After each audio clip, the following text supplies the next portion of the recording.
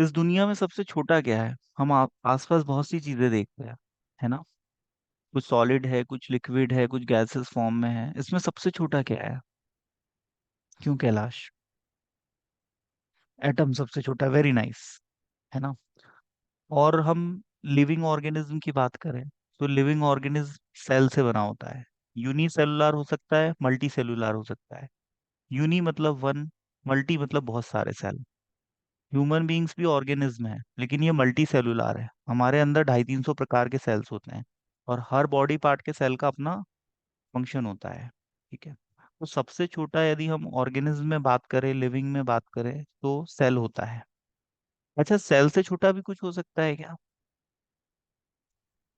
यदि हम सेल के स्ट्रक्चर को देखें तो सेल में प्लाज्मा मेम्ब्रेन है, माइटोकॉन्ड्रिया है, न्यूक्लियस है, गोल्जी एपरेटस है। ये सब सेल के पार्ट्स है। सेल का जो न्यूक्लियस है वो सेल से भी छोटा है ना?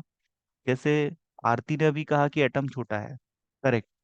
एटम के यदि हम अंदर जाएं तो एटम के न्यूक्लियस में प्रोटॉन और न्यूट्रॉन प्रेजेंट है ना?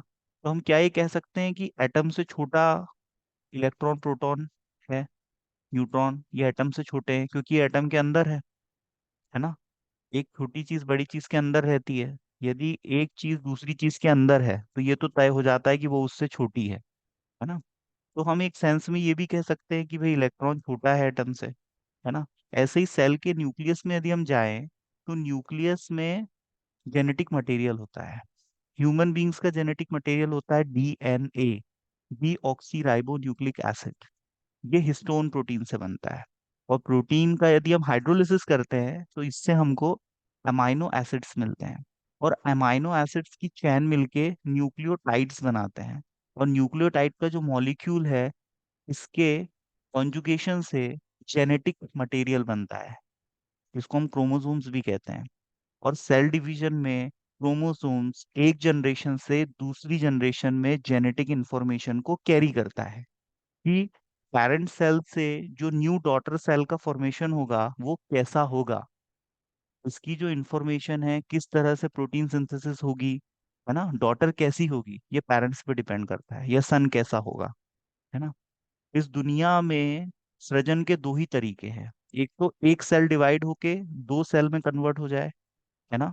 या तो दो सेल डिफ्यूज होके एक नया सेल बना ले। ह्यूमन बींग्स में क्या होता है, दो सेल डिफ्यूज होके एक नया सेल बनाते हैं। ह्यूमन बींग्स में सृजन कैसे होता है? ह्यूमन बींग्स की पॉपुलेशन कैसे बढ़ती है? दो सेल डिफ्यूज होके एक नया डॉटर सेल बना लेते हैं। वो इधर मेल और फीमेल हो सकता है। ये डिपेंड करता है कि जो गुणसूत्र है, जो लिंग का निर्धारण करते हैं, है ना, उसमें यदि एक्स एक्स होगा तो बेटी, डॉटर, फीमेल। और यदि एक्स वाई होगा तो सन, बेटा, है ना? तो दो सेल का डिफ्यूजन हुआ और उससे एक नया सेल बना। तो ये जो डिफ्यूजन हुआ, इसमें दोनों जेनेटिक मटेरियल, है ना, मदर से ओवम सेल आया और फादर से स्पर्म सेल आया। ठीक है, मदर से ओवम सेल आया और फादर से स्पर्म सेल आया। और स्पर्म सेल और ओवम जब डिफ्यूज हुए तो जो दोनों के जेनेटिक मटेरियल मिक्स हो गए ना, है ना? अब जब दोनों के जेनेटिक मटेरियल मिक्स हो गए तो पॉसिबली 50-50 या थोड़ा सा रेशियो कम ज्यादा हो सकता है। मतलब पेरेंट सेल से डॉटर सेल में जेनेटिक इंफॉर्मेशन ट्रांसफर हुई, है ना?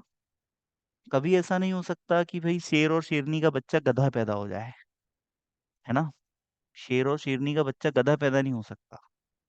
हाँ, वो शेरों में हो सकता है, सर्वश्रेष्ठ हो, निकृष्ट हो, कमजोर सेल हो, शेर हो, लेकिन गधा नहीं होगा। तो मैं ये कहना चाह रहा हूँ कि ये जो जेनेटिक मटेरियल है, ये पीढ़ी दर पीढ़ी इंफॉर्मेशन को ट्रांसफर करता है। और जो डॉटर सेल है उसमें पेरेंट सेल के गुण होते हैं। ठीक है। तो सेल में जो जेनेटिक मटेरियल है, ये डीएनए है ह्यूमन बींग्स में, है ना? और ह्यूमन बींग्स में आरएनए भी होता है, राइबो न्यूक्लिक एसिड। और डीएनए और आरएनए में क्या डिफरेंस है? डीएनए में डबल स्ट्रैंड होता है, आरएनए में सिंगल स्ट्रैंड होता है। ठीक है। डीएनए आरएनए में डिफरेंस पूछा जाता है एग्जाम में। और वायरस को समझने के लिए, इन्फेक्शियस डिजीज को समझने के लिए, संक्रामक रोगों को समझने के लिए, जो वायरस स्प्रेड करते हैं, उसको समझने के लिए हमें वायरस को समझना बहुत जरूरी है। ठीक है। ड्रग्स तो हम पढ़ लेंगे, याद कर लेंगे, रिकॉल करेंगे, उसको रिवीजन करेंगे, लेकिन हम वायरस को यदि समझ लेंगे तो हमारे बेसिक कॉन्सेप्ट क्लियर हो जाएंगे कि कैसे संक्रामक रोग फैलते हैं और क्यों वायरस से होने वाली बीमारियों का ट्रीटमेंट बहुत टफ है, बहुत ज्यादा कॉम्प्लिकेटेड है। ऐसा क्यों है ना? क्योंकि वायरस सबसे छोटा है, वायरस सबसे पुराना है, और वायरस जिंदगी और मौत के बीच की कड़ी है। न तो ये जिंदा है, न तो ये मरा हुआ है। अब कोई मरा हुआ है तो उसको आप मारोगे कैसे? और कोई जिंदा है तो वो कब जिंदा है? वायरस केवल और केवल जेनेटिक मटेरियल की एक कोडिंग है, बस, और कुछ भी नहीं। जेनेटिक मटेरियल की एक कोडिंग है। आरएनए हो सकता है या डीएनए हो सकता है, और आरएनए से ही डीएनए बनता है। ट्रांसलेशन, ट्रांसक्रिप्शन, ये सब मैं आपको पढ़ा चुका हूँ। ट्रांसलेशन क्या होता है, बायोकेमिस्ट्री में भी पढ़ना है। ट्रांसलेशन क्या होता है, ट्रांसक्रिप्शन क्या होता है, ट्रांसमिनेशन क्या होता है ना? आरएनए में सिंगल थ्रेड है, और जब आरएनए का सिंगल थ्रेड डबल बॉन्ड बना के आपस में एक सर्कुलर स्ट्रक्चर बना लेगा तो वही डीएनए होता है, और डीएनए से आरएनए बनता है, और आरएनए से डीएनए बनता है। डीएनए में डबल स्ट्रैंड है, आरएनए में सिंगल स्ट्रैंड है। तो वायरस दो टाइप के होते हैं, डीएनए टाइप के और आरएनए टाइप के। ठीक है? वायरस जो होते हैं वो जब तक किसी होस्ट सेल पे अटैक ना करे, किसी होस्ट सेल को हाईजेक ना कर ले, तब तक वो नॉन लिविंग की श्रेणी में आता है। ध्यान से सुनना, कोई भी वायरस यदि किसी नॉन लिविंग सरफेस पे है, सपोज आपके तकिया पे वायरस है, वायरस हर जगह है, ठीक है? सपोज आपके तकिया पे वायरस है तो वो मरा हुआ है। अब वो जिंदा कब होगा? सपोज आप तकिया के ऊपर सर रख के सोए और आपने सांस ली, और वो सांस से इनहेल किया आपने, और वो तकिया से आपके बॉडी में इंटर हो गया। ठीक है? इनहेल किया आपने नोज से। इनहेल एक्सेल तो हमेशा चलता है, वायरस बहुत छोटे होते हैं। वायरस से छोटा कुछ भी नहीं है ना? है ना? वायरस से छोटा कुछ भी नहीं है। जैसे एटम में इलेक्ट्रॉन से छोटा कुछ भी नहीं, इलेक्ट्रॉन, प्रोटॉन और न्यूट्रॉन से छोटे कुछ भी नहीं है, क्योंकि ये सबसे छोटे कण होते हैं। है ना? अब ये जो एटम है, इन्हीं से जो मॉलिक्यूल बन रहा है, उसी में तो जीवन आ रहा है। लेकिन उसमें जीवन कब आ रहा है ना? क्या केवल जेनेटिक कोडिंग से जीवन है? नहीं है। यदि रहता तो वायरस तो जिंदा होते, पर वायरस जिंदा है क्या? नहीं है। ये जिंदा कैसे होते हैं, ध्यान से सुनो। हमने इनहेल किया, ये हमारे रिस्पिरेटरी ट्रैक में आ गए। अब बताओ, हमारे बॉडी में लिविंग सेल है ना सारे, सारे डिवीजन कर रहे हैं। वायरस डिवीजन करता है क्या, बताओ? वायरस में डिवीजन नहीं होता। और वायरस में यदि डिवीजन होता तो वायरस भी नंबर्स में बढ़ते। लेकिन वायरस नंबर्स में कैसे बढ़ते हैं, ये भी आज हम समझेंगे। वायरस नंबर्स में कैसे बढ़ते हैं? अब हमारी बॉडी का हर सेल लिविंग है, हर सेल में डिवीजन हो रहा है, हर सेल के पास न्यूक्लियस है ना? कहीं न्यूक्लियस नहीं भी है तो कोई बात नहीं, उसका स्टेम सेल है, स्टेम सेल अपनी जैसी कॉपीज बना लेता है ना?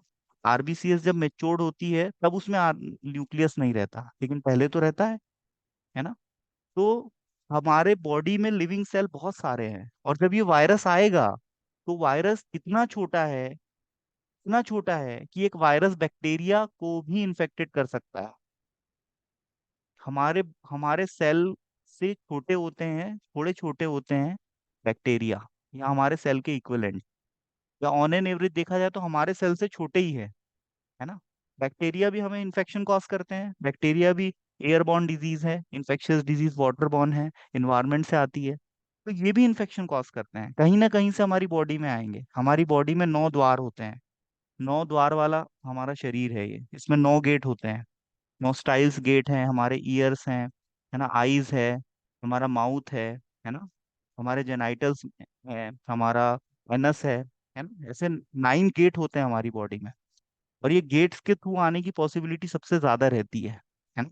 इन गेट्स को हमेशा हमें साफ सफाई रखनी चाहिए, इन सारे गेट्स की, क्योंकि इन गेट से ही हमारी बॉडी में संक्रामक रोग अंदर घुसते हैं। क्योंकि हमारी पूरी बॉडी पे तो स्किन है, स्किन की लेयरिंग है, और स्किन हमें फर्स्ट लाइन डिफेंस प्रोवाइड करता है। मतलब कोई भी चीज क्या डायरेक्ट हमारे ब्लड के कांटेक्ट में आ सकती है? नहीं आ सकती, नहीं आ सकती, क्योंकि हमारी पूरी बॉडी पे स्किन की कवरिंग है, पहली चीज। और जितने भी गेट है, वहां पर भी ऐसी व्यवस्था है कि वो गेट में से कोई भी चीज आसानी से अंदर न जा पाए। आपके नोज को आप ध्यान से देखना, आईने में नोज के अंदर बहुत सारे हेयर्स हैं, ऐसे ही नहीं है, वो हेयर का एक काम है। किसी भी डस्ट पार्टिकल को वो अंदर नहीं जाने देंगे, किसी भी बैक्टीरिया वायरस को वो अंदर नहीं जाने देंगे, है ना। अब आप बोलोगे सर वो तो उनकी दीवार से चिपक जाएंगे, बहुत छोटे होते हैं तो उनकी दीवार पे कंटिन्यूअसली एक म्यूकस नाम का फ्लूइड सिक्रीट होते रहता है, और वहां पर एक नमी बनी रहती है, और समय समय पर वो नमी बाहर निकलते रहती है ना। आपने देखा होगा नोज के अंदर एक नमी रहती है ना। नोज के अंदर एक नमी रहती है, म्यूकस सिक्रीट होता है। रिस्पिरेटरी ट्रैक पे भी वही नमी रहती है। कान में जो होल्स हैं हमारे, है ना, जो ईयर कैविटीज हैं, ईयर कैविटीज में भी एक वैक्स लाइक सब्सटेंस रिलीज होता है। और ईयर में भी यदि आप माइक्रोस्कोप से देखो, है ना, जब ईएनटी डॉक्टर एग्जामिन करता है ईयर को, तो ईयर की जो कैविटी है उसके अंदर बहुत छोटे छोटे टाइनी हेयर्स होते हैं, दिखते भी नहीं है वो नेकेड आई से। ह्यूमन बींग्स को ऐसा लगता है कि मुझे जो नहीं दिख रहा वो नहीं है, ऐसा नहीं है। बहुत कुछ ऐसा है जो ह्यूमन आईज से परे है, बहुत छोटी चीजें हैं, दिखती नहीं है। आप लोग दही पीते हो, दही में लैक्टोबैसिलस होता है, कभी किसी ने नेकेड आई से नहीं देखा होगा। लेकिन आप माइक्रोस्कोप, आपके लैब में जो माइक्रोस्कोप है ना, उसी में आप दही लेके उसका स्लाइड बना के देखोगे तो उसी में आपको लैक्टोबैसिलस नजर आ जाएंगे, एक नहीं बहुत सारे। आप समझ जाओगे कि लिविंग सेल क्या होता है। वो बढ़िया नाचेंगे, कूदेंगे, हिलेंगे डुलेंगे। जब आप दही खाते हो तो आपके अंदर चले जाते हैं वो। लेकिन वो इंटेस्टाइनल फ्लोरा के रूप में हमारी इंटेस्टाइन में ही रहते हैं वो, और हमारे लिए अच्छे होते हैं।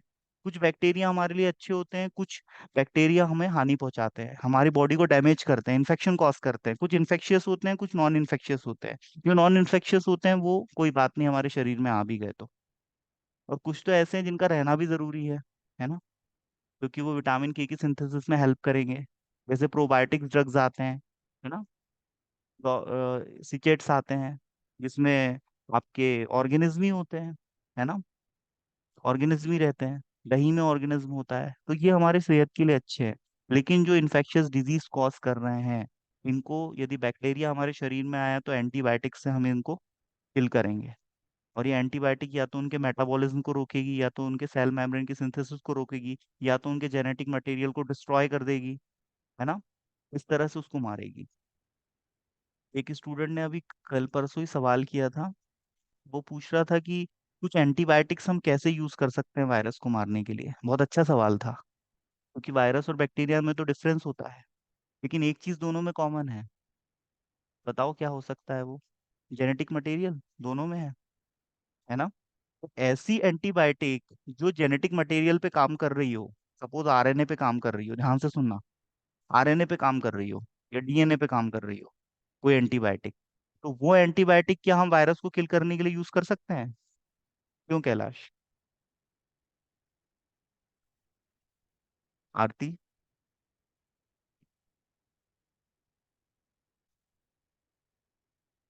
हेलो? कर सकते हैं ना, क्योंकि वो वायरस और बैक्टीरिया में दोनों में कॉमन क्या है? यदि हम ऐसी एंटीबायोटिक वायरस के वायरल इन्फेक्शन के ट्रीटमेंट में यूज करें जो सेल मेम्ब्रेन की सिंथेसिस को रोकती हो, तो क्या वो वायरस पे इफेक्ट दिखाएगी? नहीं दिखाएगी, क्योंकि उसके पास मेम्ब्रेन है ही नहीं, है ना। इसीलिए कुछ ऐसे एंटीबायोटिक्स है जो एज अ एंटीवायरल एक्ट करते हैं, और कुछ ऐसे एंटीबायोटिक्स है जो एज अ एंटी कैंसर काम करते हैं, है ना, एज अ एंटी कैंसर काम करते हैं। कैंसर में और एक संक्रामक रोग में क्या डिफरेंस है? संक्रामक रोग में जो इन्फेक्शियस एजेंट है वो एक्सटर्नल इन्वायरमेंट से हमारी बॉडी में आ रहा है, और हमारे बॉडी के सेल पे अपना इफेक्ट डाल रहा है। वहीं से शुरू करते हैं जहां से हमने छोड़ा था। हमने इनहेल किया, वो वायरस अब हमारी बॉडी में आ गया, हमारी बॉडी में बहुत सारे लिविंग सेल्स हैं। अब वो किसी भी सेल को हाईजैक कर लेगा। वो जिस भी सिस्टम में इंटर करेगा, वो उस सिस्टम के सेल को, एक सेल को हाईजैक कर लेगा, और उस सेल के सिग्नलिंग सिस्टम को खत्म कर देगा। सेल सिग्नलिंग क्या होता है? दो सेल आपस में कम्युनिकेट करती हैं। हम लोग कम्युनिकेट करते हैं या नहीं? मैं यदि कैलाश से कहूँ कि मैं आपसे मिलने छिंदवाड़ा आ रहा हूँ, तो कैलाश कहेगा ठीक है सर, आप आए तो आप फोन कीजिएगा, मैं आपको एड्रेस बताऊंगा, लोकेशन भेजूंगा, आपके कांटेक्ट में रहूंगा, फिर हम मिल जाएंगे, तो इट्स ओके। ऐसे सेल के बीच में भी सिग्नलिंग होती है ना। सेल केमिकल्स रिलीज करती हैं और दूसरे सेल को अपनी सिचुएशन बताती है ना।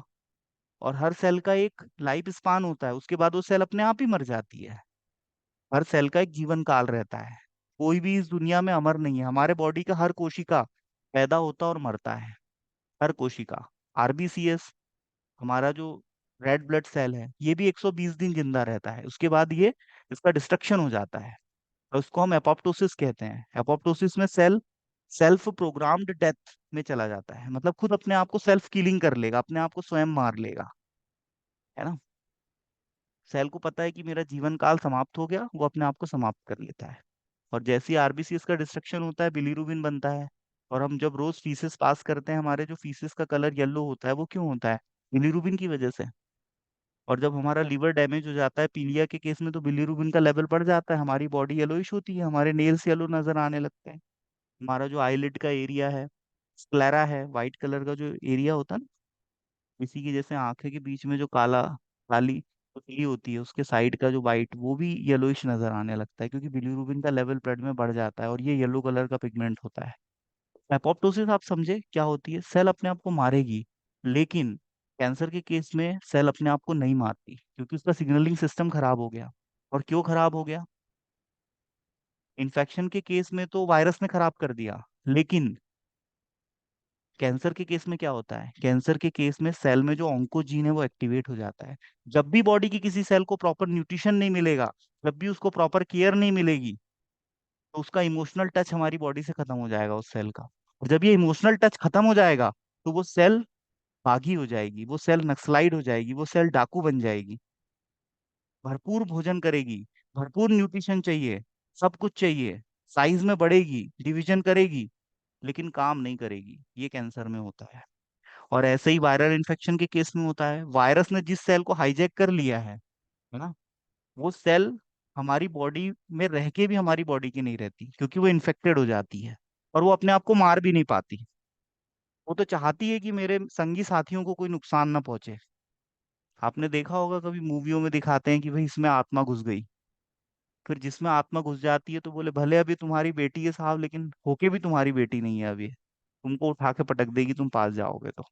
बोले नहीं साहब, ये तो मेरी बेटी है, दिख तो ऐसी ही रही है, कोई अंतर तो आया नहीं है। बोले नहीं साहब, अब इसके अंदर एक दूसरी आत्मा घुस गई है, अब वो उसको अंदर से ऑपरेट कर रही है। तुम्हारी वो बेटी है भी और नहीं भी, शरीर उसका है लेकिन आत्मा किसी और की है। तो ऐसे ही वायरल इन्फेक्शन में होता है। वायरस के पास अपनी कोई मशीनरी नहीं, अपने पास कोई, वायरस के पास कोई किचन नहीं।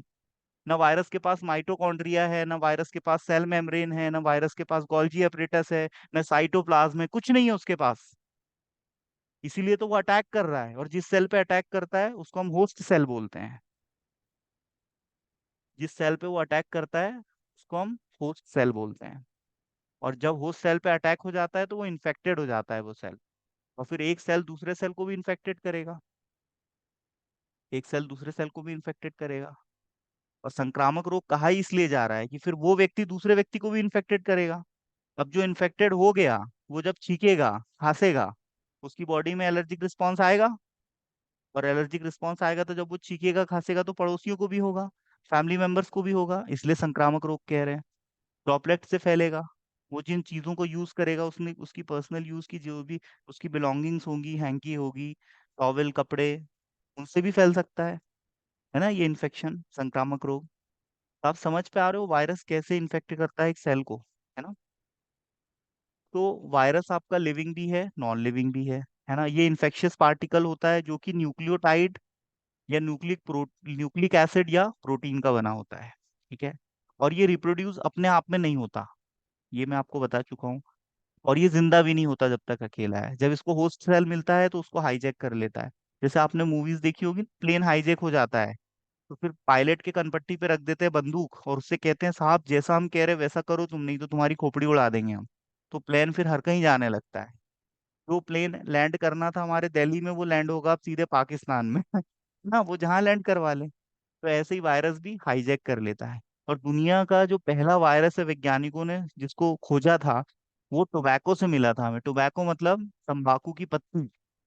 तंबाकू जो लोग खाते हैं उनको पता होगा, टोबैको। टोबैको में मोज़ेक वायरस, जिसको हम टीएमवी भी कहते हैं, ठीक है, मोज़ेक वायरस। तो ये देखो, ये तंबाकू की पत्ती है। वैज्ञानिकों ने देखा कि तंबाकू की पत्ती तो खराब हो रही है, तंबाकू की पत्ती की जो कोशिकाएं हैं वो डैमेज हो रही है। उन्होंने जब रिसर्च किया, तो पाया कि वो वायरस की वजह से ऐसी खराब हो रही हैं। तो फिर वायरस पे रिसर्च शुरू हुई। तो वायरस हर जगह है, बस इतना है कि वो हमें नुकसान तभी पहुंचाते हैं जब वो हमारी बॉडी के कांटेक्ट में आते हैं। दो प्रकार के होते हैं, न्यूक्लिक एसिड से बने होते हैं, डीएनए टाइप के और आरएनए टाइप के। ठीक है। अब यहाँ पर हम इनका पार्टिकल का कवरिंग देख लेते हैं। इसमें क्या होता है, कैप्सिड होता है। मतलब वायरस का जो जेनेटिक मटेरियल है, इसके आसपास एक जस्ट प्रोटीन का खोल होता है। ठीक है, जिसको हम कैप्सिड बोलते हैं। या तो कोई वायरस इन्वेलप में पैक रहता है प्रोटीन के। ठीक है। और उसमें कभी कभी क्या होता है, लिपिड भी होता है, प्रोटीन भी होता है ना। तो अलग अलग वायरस का जो स्ट्रक्चर है वो अलग अलग होता है। ठीक है, उसके कैप्सिड की वजह से। अभी हम आगे देखेंगे। तो इसके पार्टिकल में एक तो कवरिंग होती है और इनर कोर होता है। कवरिंग हो सकती है आपकी प्रोटीन की, हो सकती है लिपिड की, हो सकती है, और कोई जरूरी नहीं है कि हर वायरस में पाई जाए, है ना। और दूसरा इनर कोर होता है। इनर कोर में न्यूक्लिक एसिड होता है, इधर डीएनए होगा या तो आरएनए होगा, है ना। और उसमें भी कुछ एंजाइम्स हो सकते हैं, है ना। एंजाइम्स होते हैं वायरस के पास, लेकिन वो भी डीएक्टिवेट रहते हैं।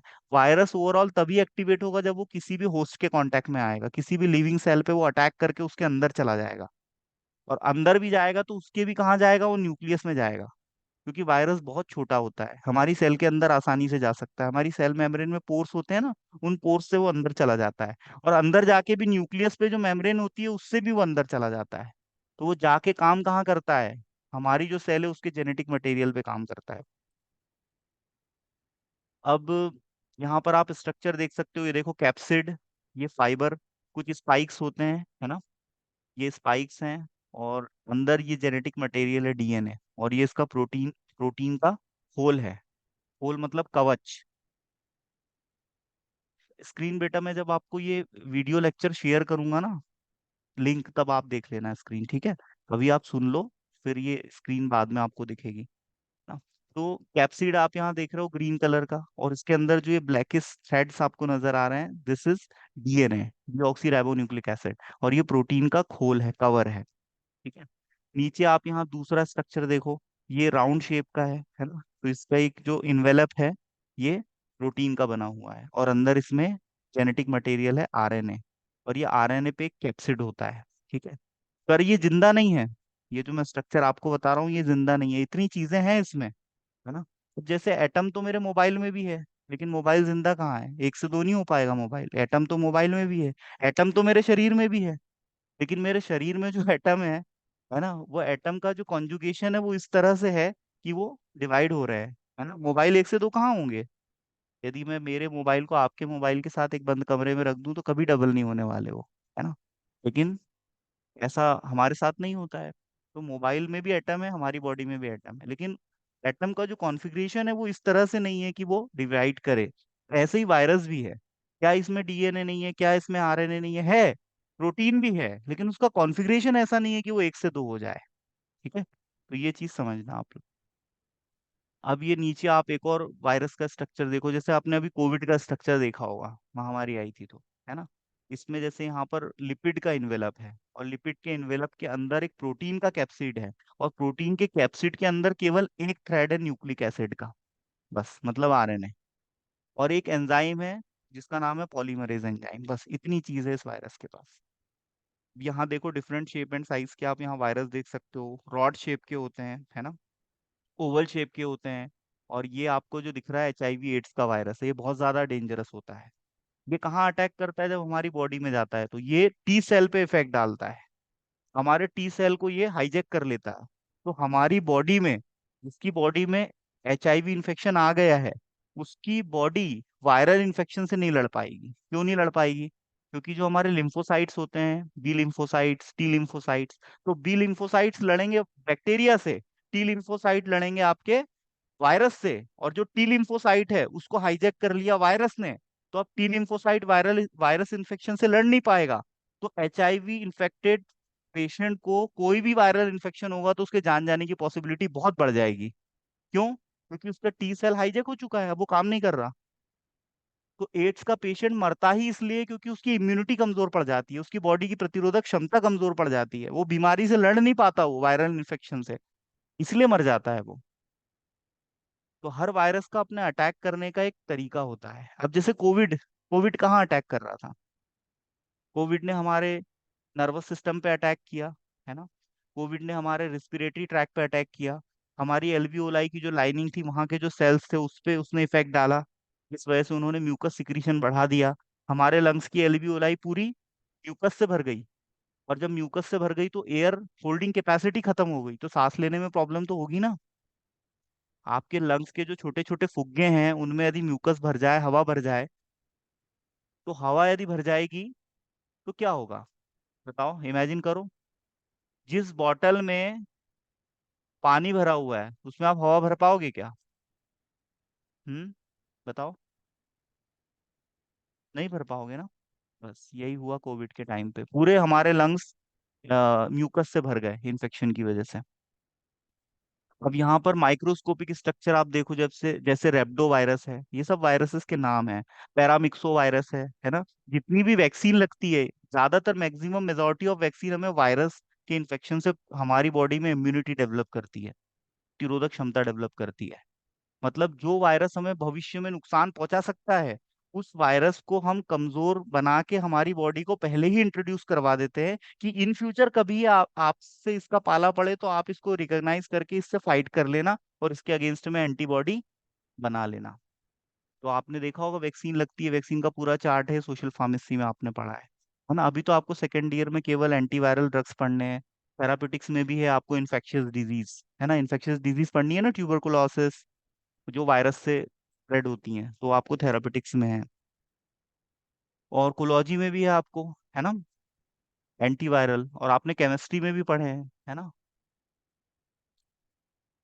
तो ये आप यहाँ पर देख सकते हो माइक्रोस्कोपिक स्ट्रक्चर, पैरामिक्सो वायरस का, ऑर्थोमिक्सो वायरस का, रेप्डो वायरस का, है ना, और आपका डीएनए टाइप का वायरस, आरएनए टाइप का वायरस। तो ये सब इसके स्ट्रक्चर है। कोई भी वायरस है वो किसी भी लिविंग सेल को इन्फेक्ट कर सकता है, और जब वो सेल को इन्फेक्ट करेगा तो उसको हाईजेक कर लेगा और उसकी मशीनरी को यूज करेगा। उसके पास तो मशीनरी नहीं है, जिस सेल को हाईजेक करेगा उसकी मशीनरी को यूज करेगा वो, क्योंकि उसके पास तो सब है। उसका रिस्पिरेशन भी यूज करेगा, उसका न्यूट्रिशन भी यूज करेगा, है ना।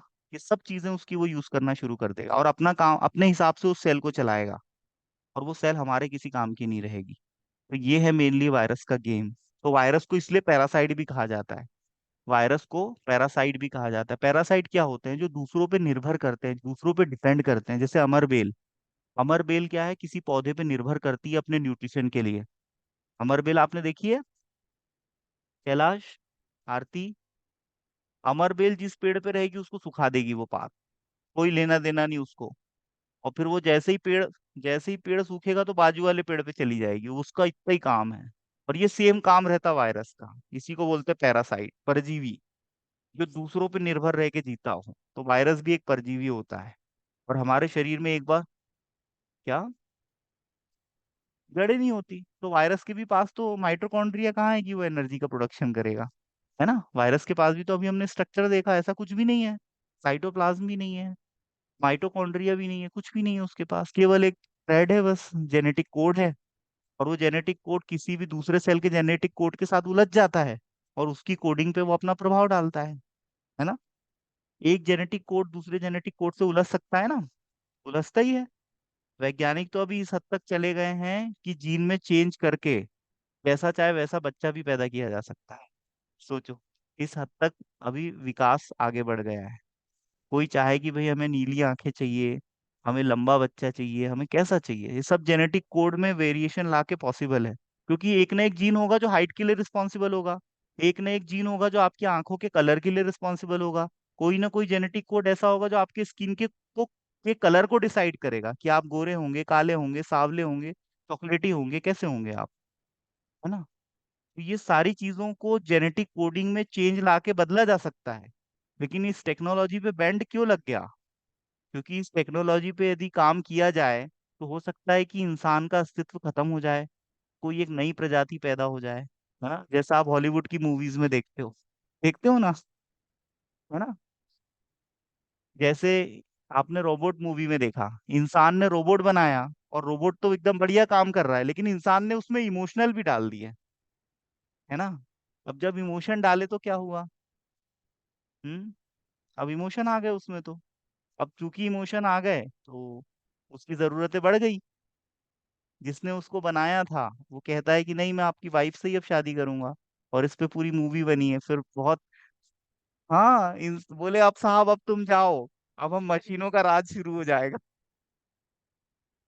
भले तुमने हमको बनाया हो, लेकिन अब हम तुम पे राज करेंगे क्योंकि तुम हमसे कमजोर हो। और यदि हो हमसे ताकतवर तो जीत के बताओ। है ना? तो मशीनें बनाने तक तो ठीक है, लेकिन उसमें इंटेलिजेंस भी डालना। और अभी यही तो हो रहा है, मशीनों में इंटेलिजेंस डेवलप किया जा रहा है, जिसको हम आर्टिफिशियल इंटेलिजेंस कहते हैं।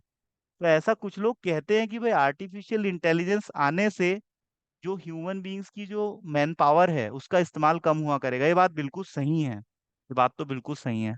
आप मुझे बताओ अभी कंप्यूटर कितना काम करता है? यदि मुझे अभी 9,930 गुणित 3,215 करना है, तो मेरे को तो करने में टाइम लगेगा ना माइंड में। है ना? पर मैं यहाँ अभी लैपटॉप के कैलकुलेटर पे तो 2-3 सेकंड में कर लूंगा कि नहीं? तो बताओ, मेरा टाइम बचा, एनर्जी बची। है ना? तो मशीनों ने ह्यूमन बींग्स के एफर्ट को कितना कम कर दिया। पहले मैं देखता था गांव में रोड बनती थी, कम से कम 30-40 मजदूर लगते थे रोड बनती थी तो। कोई कुछ कर रहा है, कोई कुछ कर रहा है, कोई डाबर डाल रहा है, कोई लोड में चला। अभी मैं गांव में रोड बनी एक जगह मैंने देखा, एक बड़ी सी मशीन थी, बहुत बड़ी मशीन। उसमें सब डाल दो, वो सब मिक्स भी कर रही थी और धीरे धीरे रोड बनाते चल रही थी। तो जहाँ 40 मजदूर लगते थे वहां पर अब केवल 10 मजदूर से काम हो रहा है। 30 मजदूर बेरोजगार हो गए। और भारत की जनसंख्या बहुत ज्यादा है। वर्ल्ड वाइड भारत की पॉपुलेशन आप देखें तो शायद फर्स्ट पोजीशन पे है भारत। तो पॉपुलेशन बहुत ज्यादा और टेक्नोलॉजी ला ली यहाँ पर। अब इंसान हो गया बेरोजगार। तो कुछ चीजों के फायदे के साथ साथ नुकसान भी है ना? आज आपको कोई आर्टिकल लिखना है तो आपको दिमाग लगाने की जरूरत नहीं है, चैट जीपीटी खोलो, उस पर आप लिख दो क्या आर्टिकल लिखना है, और वो लिख के दे देगा, उसमें आप सुधार कर लो अपने हिसाब से। बेसिक आइडिया तो आपको मिल ही गया ना। बोलो। तो कुल मिला के एआई टेक्नोलॉजी आ रही है मार्केट में और बहुत तेजी से ये स्प्रेड हो रही है ना? जिसकी वजह से जैसे अब ड्रोन टेक्नोलॉजी आने वाली है फ्यूचर में। अभी सेंट्रल गवर्नमेंट ने एक नई ब्रांच शुरू की है, ड्रोन ड्रोन पायलट। मतलब अब जो जैसे आपके घर पे डिलीवरी आती है ना, अभी आप लोग अमेजन से कुछ मंगाते हो, फ्लिपकार्ट से ऑर्डर करते हो, है ना? तो आपके घर पे कोई बाइक से लेके आता होगा, है ना? किसी ने शायद ऑर्डर किया होगा, ध्यान दिया होगा। अब वो चीजें ड्रोन से आएंगी आपके घर पे, और देखो ड्रोन से आएंगी तो कितना समय बचेगा। है ना? अब बाइक है वो तो किस, पैसा भी बचेगा, समय और लोग बाग बेरोजगार भी होंगे। तो इंटेलिजेंट ब्रेन वही है जो दोनों पक्षों को, दोनों पहलुओं को सोच पाता है और उसका आकलन कर पाता है कि भाई किस चीज से कितना फायदा होगा और कितना नुकसान होगा। और जो अल्टीमेटली है वो फायदे की तरफ झुकेगा पलड़ा, या नुकसान की तरफ झुकेगा। है ना? अब जैसे चाइना, चाइना उन्हीं टेक्नोलॉजी को यूज करता है जो उनको फायदा पहुंचाए। चाइना के लोगों को कभी बेरोजगारी की तरफ नहीं धकेलती वहां की कोई टेक्नोलॉजी। पर ये चीज भारतीयों को नहीं समझती है कि भाई हम हमारे पास पॉपुलेशन बहुत है ना। ये उन देशों के लिए जहां पर पॉपुलेशन कम है, जहां पर लोग बच्चे पैदा नहीं कर पा रहे, यहाँ की सरकार को कहना पड़ रहा है साहब आपने बच्चे पैदा किया तो आपकी सैलरी बढ़ा देंगे, आपको प्रमोशन दे देंगे, आपको बोनस देंगे हम, करो बच्चा पैदा। ये उन देशों के लिए है। भारत में तो यहाँ वैसे ही बहुत सारे लोग हैं। है ना?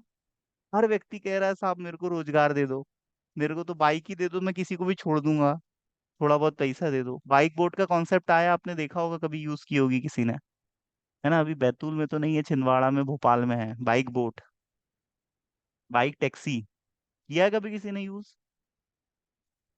हम्म। भोपाल में तो बहुत चल रहा है।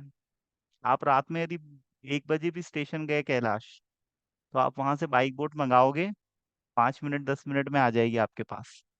बढ़िया, उसमें एक राइडर बैठा होगा, उसने हेलमेट लगाया होगा और उसके पास लाइसेंस भी होगा। वो आपको पीछे बाइक के बिठाएगा और जहां आप जाना चाहते हो वहां पर आपको छोड़ देगा। और वहां से वो फिर देखेगा कि मुझे नेक्स्ट राइड कहाँ से मिल रही है। है ना? मतलब 24 घंटे। अब वहीं आप टैक्सी से जाओगे तो आपको 400 रुपये लगेगा, बाइक से जाओगे 100 रुपये लगेगा, 300 रुपये आपके बच जाएंगे। मेट्रो सिटीज में अभी बाइक बोट का कॉन्सेप्ट बहुत ज्यादा चल रहा है ना? और दिन के टाइम पे तो फीमेल्स भी बहुत ज्यादा यूज कर रही हैं। और अभी कंपनी ने ऐसा कुछ किया है कि भाई फीमेल्स राइडर भी लॉन्च की जा रही हैं। मतलब आप चाहो तो फीमेल से भी राइड ले सकते हो। है ना? वैसे तो मैंने भोपाल में देखा है गर्ल्स मेल मेल से भी राइड ले लेती हैं। और बहुत चल रहा है ये, आगे चल के बढ़ेगा ही बढ़ेगा, जैसे ओला उबर कितना बढ़ गया अब। है ना। कोई घबराता नहीं कि भाई हमारा पैसा डूब जाएगा, हम पैसा दे देंगे तो हमारे टैक्सी नहीं आएगी, अब ऐसा कोई नहीं सोचता। अमेजन कितना पॉपुलर हो गया, अब किसी को डर लगता है कि सामान मंगाओ तो, कि यार पैसा दे दिया सामान नहीं आएगा तो क्या करेंगे। है ना। आपने यदि किसी चीज का रिप्लेसमेंट मारा तो आपको within 7 days to 3 days आपका पैसा या तो सेम डे रिटर्न रिफंड कर देती है कंपनी। तो कंपनी ने एक गुडविल बना के रखी है मार्केट में ना। तो टेक्नोलॉजी बहुत तेजी से बढ़ रही है और हर हर फील्ड में बढ़ रही है। मेडिकल में भी टेक्नोलॉजी बहुत तेजी से बढ़ रही है। जैसे रोबोटिक सर्जरी आ गई है, रोबोट सर्जरी कर रहे हैं आजकल। अब बताओ, रोबोट यदि सर्जरी करेंगे तो डॉक्टर को केवल ऑब्जर्वेशन करना पड़ेगा, तो जहाँ 3 डॉक्टर लग रहे थे वहां आप एक डॉक्टर से काम चल जाएगा। तो टेक्नोलॉजी से मैन पावर की नीड तो कम होती है, इसमें तो कोई दो राय नहीं है। आज कंप्यूटर की जितनी मेमोरी है, आपकी और हमारी मेमोरी कहाँ है इतनी, बताओ। है ना। हम तो ऐसी बहुत ज्यादा कैलकुलेशन नहीं कर पाएंगे माइंड में, कोई नहीं कर पाता, बड़े से बड़ा वैज्ञानिक भी नहीं कर पाता, वो भी कंप्यूटर का सहारा लेता है। हालांकि कंप्यूटर बनाया इंसान ने है, लेकिन इंसान ने उसको इस तरह से बनाया है कि वो इंसान से भी ज्यादा कुछ चीजों में शक्तिशाली है वो मशीन। है ना। अब इंसान ने बनाया बड़ा सा ग्राइंडर, और वो ग्राइंडर पीस रहा है और दवाई बना रहा है। है ना। चलो ठीक है, अब आगे कल कंटिन्यू करेंगे। लेक्चर आप लोग देख लीजिएगा, इसमें स्लाइड्स में आपको दिख जाएगा वायरस का स्ट्रक्चर। एंटीवायरल ड्रग्स के नाम पता होना चाहिए, जैसे रेमडेसिविर इंजेक्शन है ना। आपका टेल्मी फ्लू, फेबी फ्लू, ये सब ड्रग्स आते हैं। एसाइक्लोवीर है ना, चिकन पॉक्स वो एक वायरल इन्फेक्शन इन्फेक्शियस डिजीज है। ये सब आपको जनरल आइडिया इसका होना चाहिए। चलो आगे कल हम कंटिन्यू करेंगे, है ना। ठीक है। पढ़ाई करो भाई, एग्जाम आपके पास आ रहे हैं ना।